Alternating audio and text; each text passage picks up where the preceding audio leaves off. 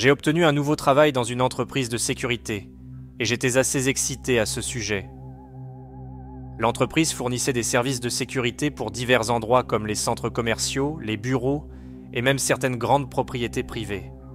J'ai été affecté à un ancien et immense immeuble de bureaux en centre-ville.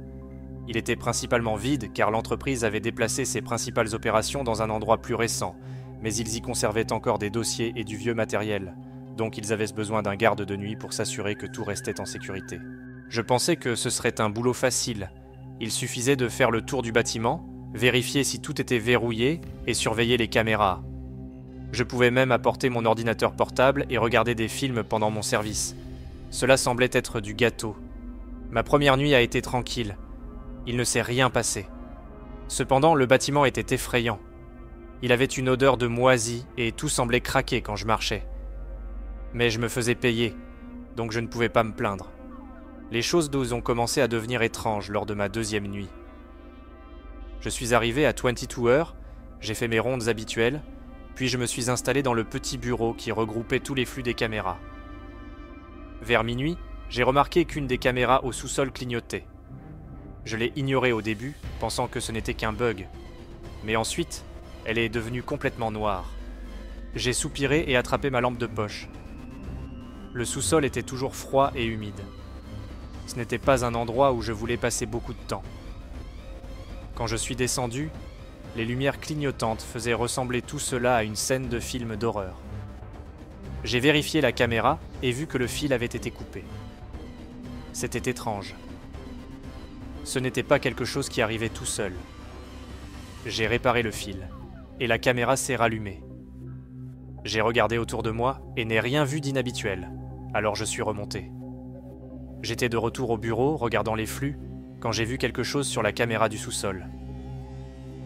Il y avait une ombre qui bougeait. Cela ressemblait à une personne. Mon cœur a commencé à battre la chamade. J'ai pris ma lampe de poche et me suis précipité au sous-sol. Je n'ai vu personne là-bas. J'ai vérifié toutes les pièces, même les zones de stockage, mais elles étaient vides.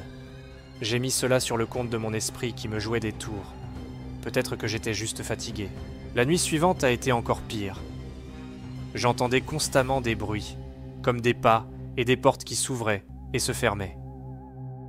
Je me précipitais vers l'endroit d'où je pensais que le bruit venait, mais je ne trouvais jamais rien.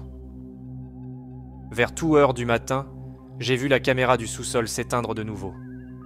Je ne voulais vraiment pas descendre, mais je devais vérifier. Cette fois, le fil n'était pas coupé. Il avait complètement disparu, comme si quelqu'un l'avait arraché. J'ai senti un frisson me parcourir le dos. J'ai décidé d'appeler mon superviseur pour lui parler des choses étranges qui se passaient. Il a minimisé, disant que c'était probablement juste le bâtiment qui se stabilisait ou des vieux câbles. Il m'a dit de serrer les dents et de faire mon travail. Je n'étais pas content, mais j'avais besoin de l'argent, alors j'ai repris mes rondes. La 4e nuit a été la pire. Je faisais mes rondes et j'ai remarqué une lumière allumée dans l'un des bureaux au dernier étage. C'était étrange car je savais que j'avais éteint toutes les lumières lors de mes rondes précédentes. Je suis monté pour vérifier. Quand je suis arrivé, la lumière était éteinte de nouveau. Je commençais à me sentir vraiment mal à l'aise. Puis je l'ai entendu. Un léger murmure venant d'une des pièces. J'ai marché lentement vers elle, ma lampe de poche tremblant dans ma main. La porte de la pièce était légèrement ouverte. Je l'ai poussée complètement et ai dirigé ma lumière à l'intérieur. Il n'y avait rien là, juste de vieux bureaux et des chaises. Mais le murmure continuait. C'était comme s'il venait des murs eux-mêmes. J'ai senti une brise froide, même si les fenêtres étaient fermées. Je suis sorti rapidement de la pièce et j'ai décidé de rester dans le bureau avec les caméras pour le reste de mon service. Peu après 3 heures du matin, j'ai vu du mouvement sur la caméra du sous-sol encore une fois. Cette fois, c'était clair. Il y avait une personne qui se promenait là-bas. Mon cœur battait à tout rompre alors que j'essayais d'avoir une meilleure vue. La silhouette était grande et semblait porter des vêtements sombres. J'ai pris ma lampe de poche et suis descendu, mes jambes lourdes comme du plomb. Quand j'ai atteint le sous-sol, il était silencieux. J'ai traversé les pièces, vérifiant chacune avec soin. Dans l'une des pièces, J'ai vu quelque chose qui m'a glacé le sang. Il y avait des empreintes boueuses sur le sol. Elles semblaient fraîches.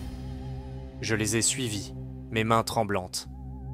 Les empreintes menaient à une petite salle de stockage. J'ai pris une profonde inspiration et ai ouvert la porte. La pièce était vide, mais les empreintes se terminaient contre un mur. Cela n'avait aucun sens. J'étais sur le point de me retourner quand j'ai senti une présence derrière moi. Je me suis retourné, mais il n'y avait personne. Je pouvais sentir mon pouls dans mes oreilles. J'ai décidé de quitter le sous-sol et de retourner au bureau. En montant les escaliers, j'ai entendu un grand bruit derrière moi. Je me suis retourné mais n'ai rien vu. Je me suis dépêché de retourner au bureau et ai verrouillé la porte. Le reste de la nuit a été sans incident, mais je ne pouvais pas me débarrasser de la sensation d'être observé. Le lendemain, j'ai raconté ce qui s'était passé à mon superviseur. Il semblait agacé et m'a dit que c'était probablement juste un sans-abri qui avait trouvé un moyen d'entrer. Il a dit qu'il enverrait quelqu'un vérifier le bâtiment pendant la journée, mais que je devais continuer à travailler de nuit. La 5e nuit a été la pire. Je suis arrivé au bâtiment et tout semblait mal. L'air était lourd et c'était étrangement calme. J'ai commencé mes rondes, et alors que je passais devant l'un des bureaux, j'ai vu une ombre bouger à l'intérieur. J'ai ouvert la porte, mais la pièce était vide. J'ai senti une main froide toucher mon épaule. Je me suis retourné, mais il n'y avait personne. Ma lampe de poche a clignoté et s'est éteinte. Je pouvais entendre ma propre respiration, rapide et peu profonde. Je suis retourné au bureau et ai verrouillé la porte. Je tremblais de partout. Je regardais les flux des caméras, mais tout semblait normal. Puis, vers 1h du matin, le flux pour le sous-sol s'est éteint de nouveau. Je ne voulais pas descendre, mais je devais le faire. J'ai pris ma lampe de poche qui s'était remise à fonctionner et je suis descendu au sous-sol. Quand je suis arrivé, l'air était encore plus froid que d'habitude. Je pouvais voir mon souffle. J'ai traversé les pièces, mais tout semblait normal. Puis je l'ai entendu. Un faible bruit de pleurs. Il venait du fond du sous-sol. J'ai suivi le son, mon cœur battant dans ma poitrine. Les pleurs m'ont conduit à la même salle de stockage où les empreintes s'étaient arrêtées. J'ai ouvert la porte et je me suis figé. Dans un coin de la pièce, j'ai vu un enfant qui semblait avoir entre-temps nettoyé le vent. Son visage était marqué de nombreuses coupures, le rendant horriblement déformé. Son expression était de la pure colère. C'était terrifiant. Je me suis retourné et j'ai couru hors du sous-sol sans regarder en arrière. J'entendais des pas derrière moi, comme s'ils me poursuivaient. J'ai sprinté dans les escaliers et me suis enfermé dans le bureau. Les mains tremblantes, j'ai appelé mon superviseur et lui ai tout raconté. Bien qu'il ait semblé irrité, il a promis d'envoyer quelqu'un pour vérifier. Assis dans le bureau, regardant les flux des caméras, mes mains continuaient de trembler. Quand le flux du sous-sol est revenu, je n'ai pas pu me résoudre à regarder, de peur de le revoir. Quand l'autre agent de sécurité est arrivé, je lui ai tout raconté. Il semblait sceptique mais a accepté de vérifier le sous-sol avec moi. Ensemble, nous sommes descendus, mais nous n'avons trouvé aucune trace de l'enfant. Les empreintes avaient également disparu.